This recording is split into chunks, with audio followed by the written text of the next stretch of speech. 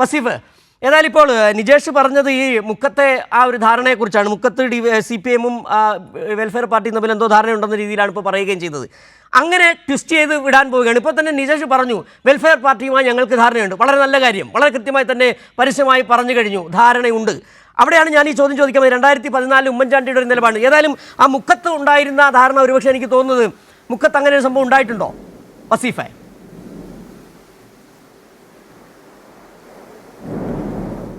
ഇവിടെ ഇപ്പോൾ നമ്മളിപ്പോൾ സംസാരിച്ചുകൊണ്ടിരിക്കുമ്പോൾ ഞാൻ പറഞ്ഞത് നിജേഷിന് കേൾക്കാം എന്നാണ് എനിക്ക് മനസ്സിലാകുന്നത്. നിജേഷിൻ്റെ DCC പ്രസിഡന്റ് ആരാണ്?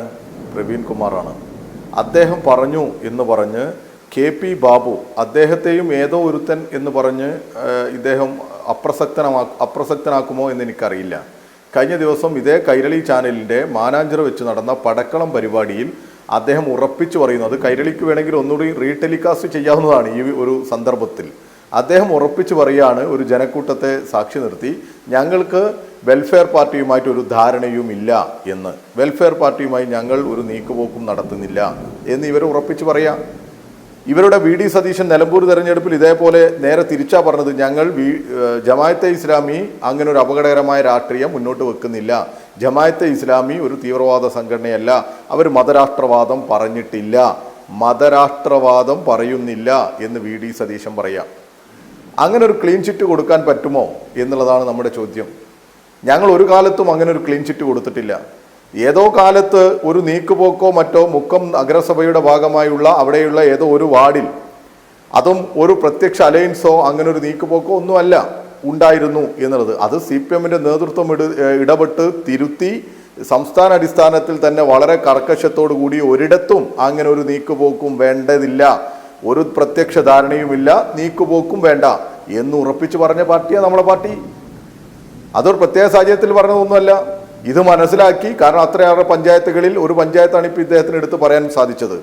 ആ ഒരു സ്ഥലത്ത് അത് പാടില്ല എന്ന് ഉറപ്പിച്ച് പറഞ്ഞു, ഇനി അത് ഉണ്ടാവില്ല എന്ന് പറഞ്ഞു നമ്മളൊരു രാഷ്ട്രീയ നിലപാടെടുക്കുക, അത് കേരളത്തിന് മുമ്പിൽ പ്രഖ്യാപിക്കുക. അതാണ് ഒരു ആർജവമുള്ള രാഷ്ട്രീയ പാർട്ടി ചെയ്യുന്ന ഒരു കാര്യം. അവരെ കൂട്ടിയല്ല നമ്മൾ ഭരിക്കുന്നത്.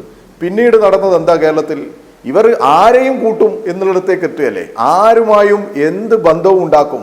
കോലീബി സഖ്യം ഉണ്ടാക്കിയവരാ ഇവർ ഈ കേരളത്തിൽ.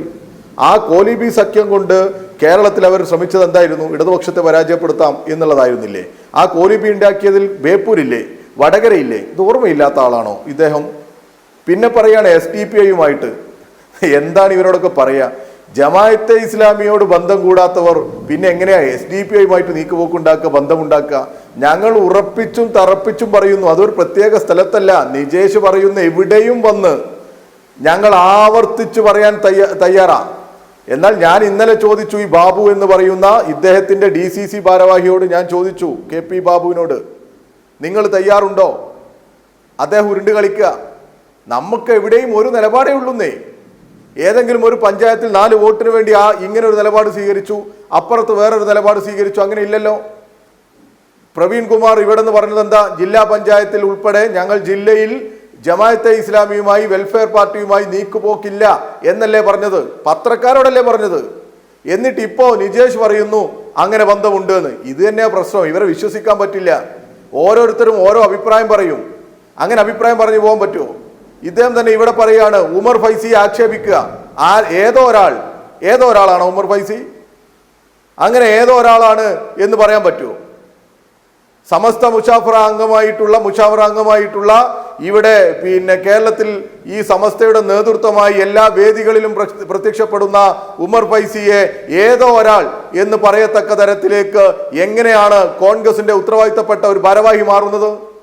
തങ്ങൾക്ക് അനുകൂലമായിട്ട് നിലപാട് പറയില്ല എന്ന് വരുമ്പോ ഉമർ ഫൈസിയെ പോലെയുള്ള ഇത്രയും ആളുകൾ അംഗീകരിക്കുകയും പിന്തുടരുകയും ചെയ്യുന്ന ഒരു മതപണ്ഡിതനെ ആക്ഷേപിക്കുന്നിടത്തേക്ക് എന്തിനാ ഇവർ പോകുന്നത്? ആർക്ക് വേണ്ടിയാ ഇവർ പോകുന്നത്? ജമാഅത്തെ ഇസ്ലാമിക്ക് വേണ്ടിയാണോ ഇവർ പോകുന്നത്?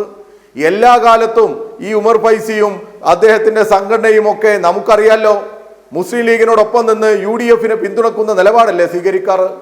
അങ്ങനെയുള്ള അദ്ദേഹത്തെ പോലും ആക്ഷേപിക്കാനും തള്ളിപ്പറയാനും അദ്ദേഹത്തെ ഏതോ ഒരാൾ എന്ന് പറയുന്ന തരത്തിലേക്ക് ഒരു DCC-യുടെ ഭാരവാഹി പോവുക എന്ന് പറയുന്നത് എത്ര ഹീനമാണ്!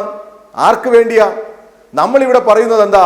ഇപ്പോൾ രാജ്യത്ത് RSS ഒരു മുഖ്യ ശത്രുവായി നിൽക്കുന്ന സമയത്ത് അതുപോലെ രാഷ്ട്രീയം പറയുന്ന, അതുപോലെ മതരാഷ്ട്രവാദം മുന്നോട്ട് വെക്കുന്ന അപകടകരമായ ഒരു സംവിധാനം, മുസ്ലിം സംവിധാനത്തെ, മുസ്ലിം സമൂഹത്തെ ആകെ ഒന്നിച്ച് നമ്മുടെ മതനിരപേക്ഷ പാതയിൽ അണിനിരത്തുന്നതിന് പകരം ഇവരെ അടർത്തി മാറ്റി ഒരു ജമാഅത്തെ ഇസ്ലാമി എന്ന് പറയുന്ന സംഘടന ഉണ്ടാക്കി തീവ്ര വർഗീയത പറഞ്ഞ് മതരാഷ്ട്രവാദം പറഞ്ഞ് മുന്നോട്ട് പോകുന്നവരെ എന്തിനാണ് ഇവർ അംഗീകരിക്കുകയും പിന്തുണക്കുകയും ചെയ്യുന്നത്?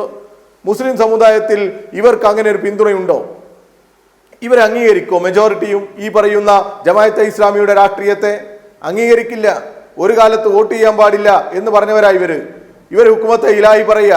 ഇപ്പോ അടുത്തല്ലേ കോഴിക്കോട് കടപ്പുറത്ത്, നിജേഷിന് അറിയാത്തതാണോ? അല്ല, കോഴിക്കോട് കടപ്പുറത്തല്ല, കോഴിക്കോട് എയർപോർട്ടിൽ ഇന്ത്യയെ തന്നെ അപകടത്തിലാക്കുന്ന തരത്തിൽ തീവ്രവാദ ആശയങ്ങൾ പ്രചരിപ്പിക്കുന്ന ആളുകളെ കൊണ്ടുവന്ന് ആളുകളുടെ പടം ഉപയോഗിച്ച് ഇവരുടെ സമരത്തിൽ ഇവർ ആവേശം കൊള്ളിച്ചത് ജമാഅത്തെ ഇസ്ലാമി.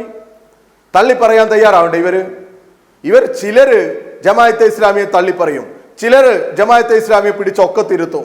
എന്നിട്ട് ഒരു അഴകുടമ്പൻ നിലപാടുകൾ സ്വീകരിച്ച് ജനങ്ങളെ പറ്റിക്കുന്നു എന്നുള്ളതാ ഇവിടെ നമ്മൾ കാണേണ്ട കാഴ്ച. അതാണ് ഇവർ പറയേണ്ടത്. ഇവർക്ക് ഒറ്റ നിലപാട് പറയാൻ സാധിക്കോ?